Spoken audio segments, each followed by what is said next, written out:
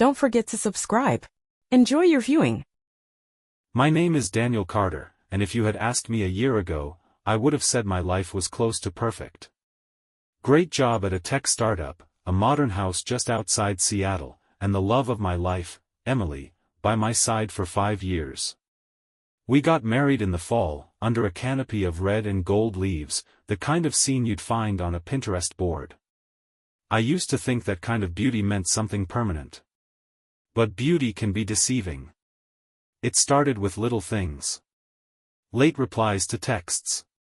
That nervous laugh she gave when I asked who was calling. The way she started locking her phone at night. At first, I told myself I was imagining it. Everyone gets busy. Everyone needs space. Then came the trip. Emily told me she was heading to Portland for a wellness retreat with her friend Lena. She even showed me the flyer: spa treatments, yoga, journaling. I didn't question it. Why would I? She kissed me goodbye at the train station, smiling like she always did, and promised to bring me back some weird herbal tea I'd pretend to like. 3 days later, I got a text from Lena. "Hey. Thanks again for helping Emily plan her surprise weekend. She's gonna love it." I froze. I called her instantly. "Hey, where are you right now?" She hesitated. I'm about to go into a sound bath. Can I call you in a few?" I didn't answer. Just hung up. I drove to Portland that night. There's a kind of numbness that sets in when your world starts unraveling. It's not explosive. It's quiet, slow, like ice cracking beneath your feet. I checked into a cheap motel and waited. I didn't want to make a scene, didn't even know what I was hoping to find. But the next morning, I parked outside the hotel where the retreat was supposed to be. She wasn't there. I called the hotel front desk. They'd never heard of a wellness group staying that weekend. That's when I saw them. Emily, and Jason. He was tall, well-dressed, and had his hand casually placed on her lower back like it had always belonged there. She laughed, that laugh, the one I thought was mine. They kissed. It wasn't quick or cautious. It was deep, familiar. I didn't confront her. Not yet. Instead, I followed them. Cliché, I know. But when your heart's in freefall, logic takes a back seat. They went to a rooftop brunch spot. Sat across from each other, laughing, leaning in. I sat in my car, gripping the steering wheel so hard my knuckles turned white. I thought about bursting in, flipping the table, screaming every curse I knew. But something held me back. Pride? Fear? Or maybe I wanted to understand why first. Later that night, when she got home, I was already there. She froze in the doorway. "Daniel, you're back early." I nodded. "Yeah. Portland's nice this time of year. Especially the rooftop bars." Her face drained of color. She dropped her bag. I didn't shout. Didn't throw anything. I just asked her to sit. "What's his name?" She whispered it. "Jason. He's someone from work. It started a few months ago." "Why?" She shook her head, tears welling up. "I don't know. I didn't plan it. I didn't even mean for it to get serious. But it did get serious." She nodded. I stood up, walked to the window, tried to breathe. Everything felt fake, the photos on the mantel, the scent of her perfume lingering in the room, the echo of laughter in our walls. Was it just him? I asked. "No," she said. "But he's the only one that mattered." That line, it cracked something in me. I didn't ask for more. Didn't want to know. That night, I packed a bag and left. No dramatic exit. Just silence. But that wasn't the end. A week later, I got a message from an unknown number.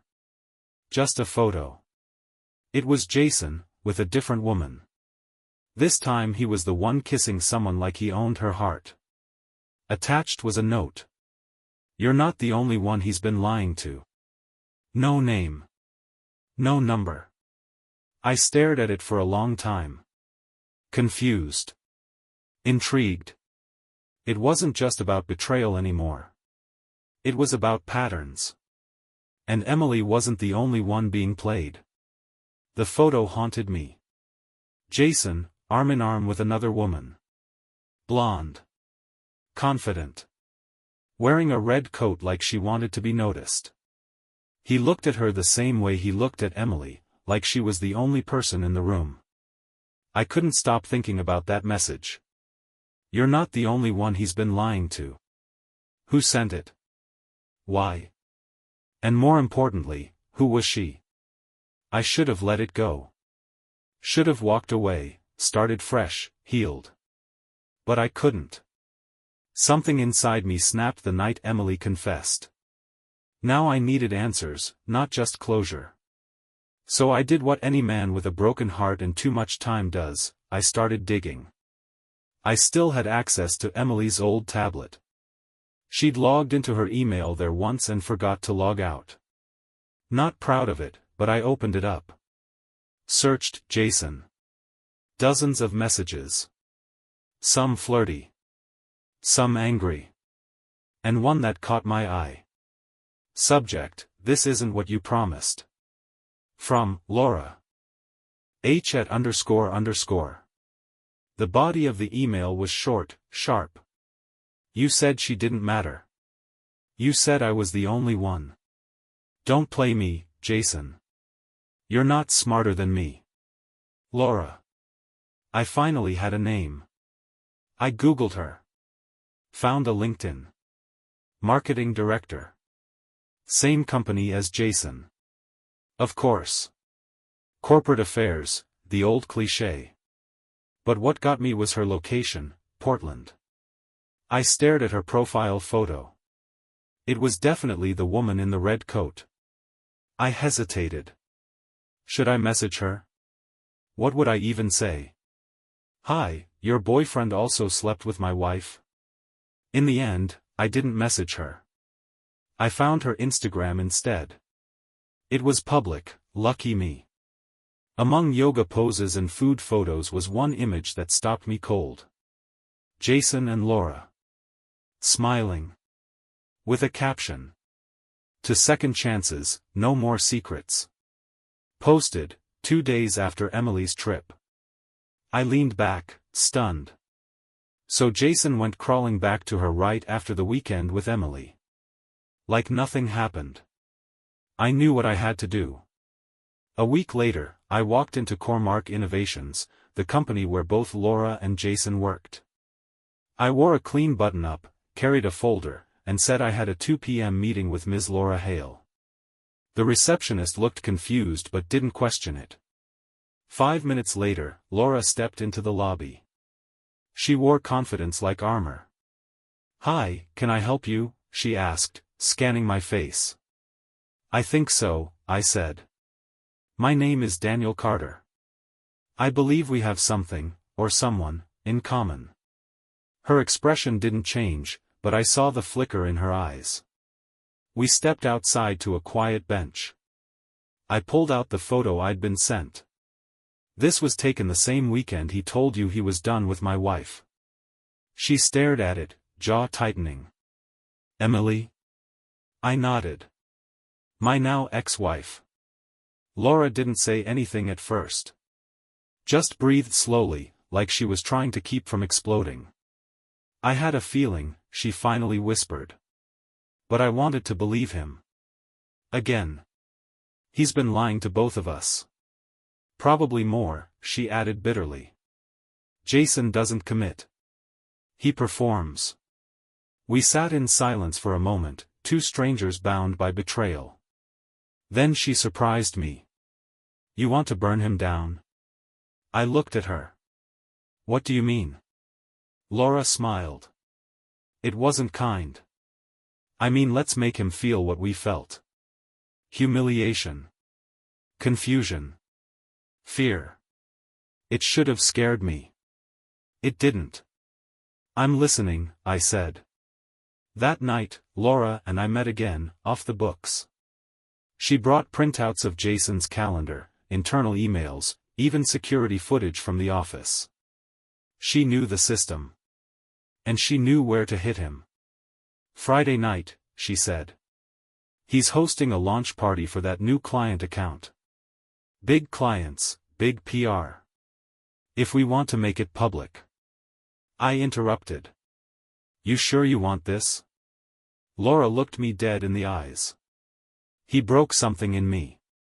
Something I don't know how to fix. I want him exposed. No more masks. I nodded. The plan was simple. We'd let his lies unravel in front of the people whose approval he cared about most. Not just a confrontation. A reckoning. I didn't know if revenge would heal anything. But I knew this, I wasn't doing this for Emily anymore. I was doing it for me. For every person who ever trusted someone who didn't deserve it. And for once, I wasn't alone. Friday night came quicker than expected.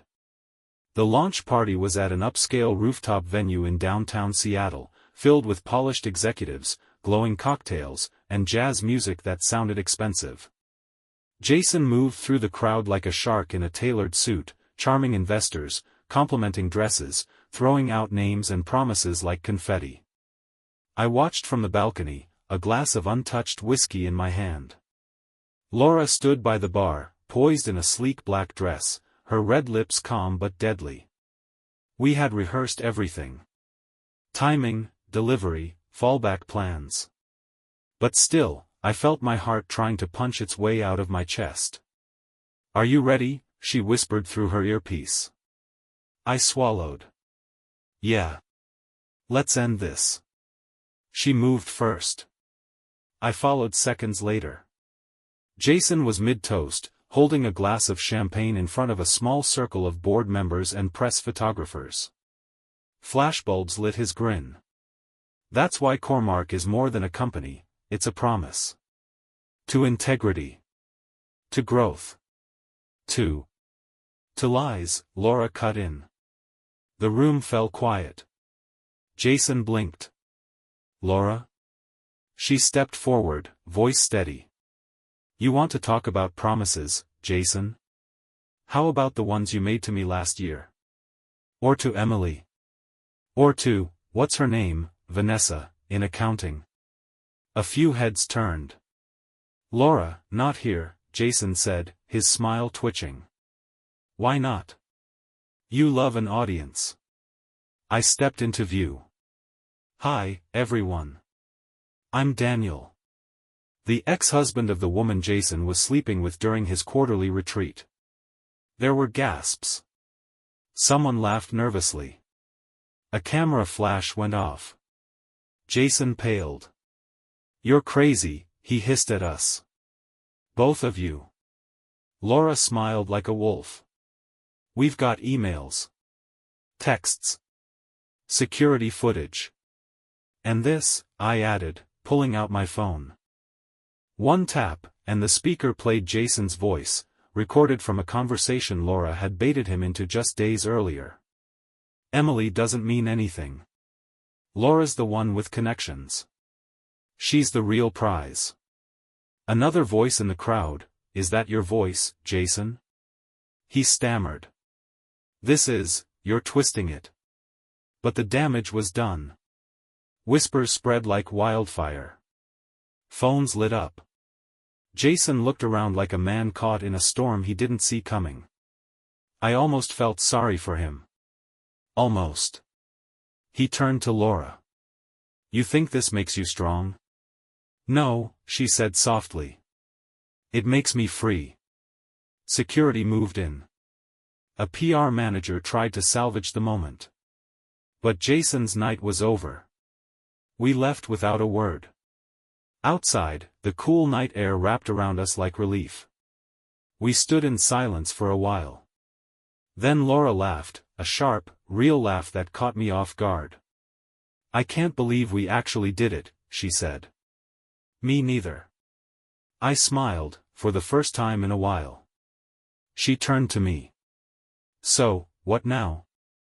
That was your closure, right? I hesitated. Maybe. But I think there's more to him. Laura tilted her head.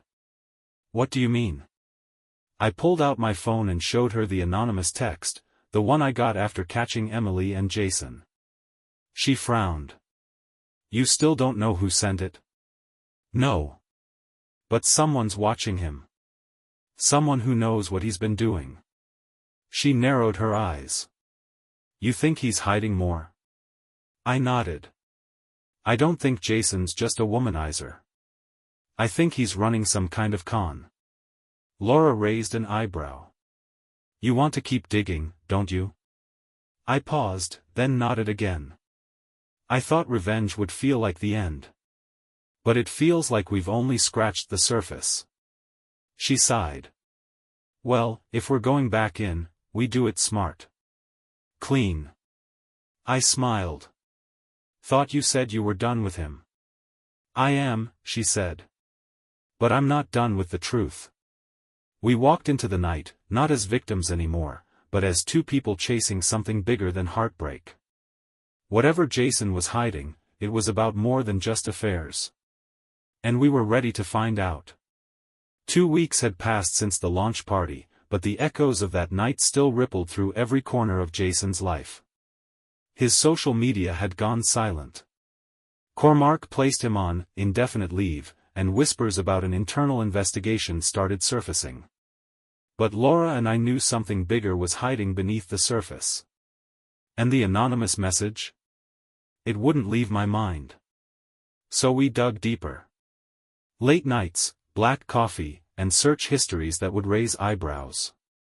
Laura knew how to slip through corporate firewalls, and I had enough leftover bitterness to push us further every time we hit a dead end. Then we found it. Buried in an old Dropbox folder connected to one of Jason's personal emails was a spreadsheet. Simple at first glance, until you realized it was a ledger. Names, account numbers, payment dates. What is this? Laura asked, scrolling. I leaned closer. This isn't a dating list. These are transactions. Some names were familiar, mine, hers, Emily's. Others were women neither of us recognized. He was charging them, Laura whispered. Wait, was he running a relationship scam? I finished. He targeted women in emotional or vulnerable states. Pretended to fall for them. Then manipulated them into investing in fake ventures, joint accounts, even crypto wallets. Laura covered her mouth. I wired him money, $12,000 for a startup idea. I thought I was helping the man I loved. I felt sick. Not just because of what Jason had done, but because of how easily he did it. This wasn't just betrayal. It was fraud. The next day, I got another anonymous message. You're close. Check bank records tied to Celtec Capital. No name. No explanation. But it gave us a lead. With help from a friend of mine who worked in finance, we traced Celtec Capital to a shell company registered offshore. Guess whose name was listed under the original formation documents? Jason Rowe. We had enough to go to the authorities. But Laura had one more idea. Let's confront him. One last time. Not for revenge, for answers. We found him at a quiet marina south of the city. He was living on a small boat, hiding from the fallout. He looked rough. The polished suit and perfect hair were gone. Just sweatpants, stubble, and shadows under his eyes. When he saw us, he didn't run. Just leaned against the railing and lit a cigarette. Well, he said. Took you long enough. You knew we'd come? Laura asked. He smirked. Of course. You two were always the smart ones. I stepped forward. You were scamming people, Jason. Women. Using relationships as bait. He nodded, exhaling slowly. Everyone wants to be wanted, Daniel. I just gave them what they were looking for. Love, attention, a dream. A lie, Laura snapped. He didn't argue. Why? I asked. You had everything. A great job, charisma, opportunities. Jason stared out at the water. Because real connections scare the hell out of me. But control? Control is easy. Money flows, people listen, and no one asks what's real if it feels right. He looked at us for a moment, then added, you should walk away. There are bigger players involved in cell tech. People who won't like that you've been poking around. You're not scared of them? I asked. Jason laughed. I'm terrified. That's why I'm out here. But it's too late for me. There was silence. Laura finally said, we're not here to save you. We're here to finish this. We turned everything over to the FBI, the documents, bank records, digital trails. Turns out, Jason's fraud web reached into 3 states and totaled over $1.2 million. Some women had lost savings, others homes. He was arrested within days. Months passed. The headlines read, Seattle man accused of elaborate romance fraud scheme. Emily was never mentioned, but I knew she saw it. She texted me once. I'm sorry. I didn't know who he really was. I never responded. Laura testified. So did I. It wasn't easy, reliving the shame, the manipulation. But we told the truth. And this time, people listened. Jason got 5 years. Could have been more, but he cut a deal. Still, his reputation was gone. His power, stripped. His control, ended. As for me? I moved out of the house Emily and I shared. Bought a small loft downtown. Started seeing a therapist. I stopped checking her Instagram. And Laura? We stayed in touch. Not romantically, at least not yet. We became friends forged in fire. And maybe that was stronger than anything else. One night, months after the trial, we sat on the same rooftop where Jason's empire had started to collapse. What now? She asked me, sipping her wine. I smiled. Now we live. Honest, messy, quiet lives. No games. No masks. She smiled back. I think I could get used to that. We clinked glasses. Under the stars, no lies left between us.